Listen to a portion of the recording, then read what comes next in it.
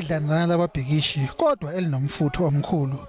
Lamalungu omphakathi athi amalene nokudilizwa kwabasebenzi bomsakazo ikakhulukazi njengoba kunesimo esibucayi ezweni ngenxa yobhubhane i-COVID-19. Bakhaya nangezinguquko ezenziwe kwizinhlelo zabo abazithandayo kwisiteshi somsakazo iKwekwezi FM.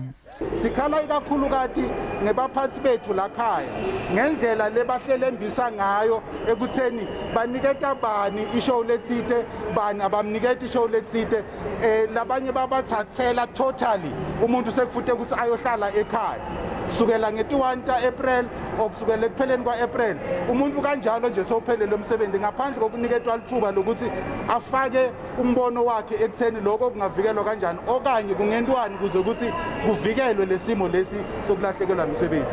Lamalungu omphakathi athi awahambisani futhi nezinhlelo zokuhlanganisa imisakazo iKwekwezi neligwalagwala FM.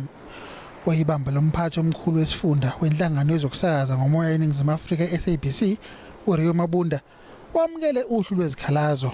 Sivisisene kulomhlangano kwayitolo tikhulu temsakazo betikhona tikhulu te-SABC betikhona bativele ukuthi labantu bakhala ngani. Sibacelile ukuthi labakhala ngaka bakufake ephepheni bakufakile ephepheni tikhalo tabo sithatha thina njenge-office la eNasport sitimikise Jozi labasiphethe Jozi baqashi batabe sebayasitshela ukuthi asiphendule sithini kuletikhalo lebatifake ephepheni. Mabunda uthembise ukuthi izikhalo zizophendulwa zingakapheli izinsuku eziyikhombisa. Mbongeni Muthwa, SABC.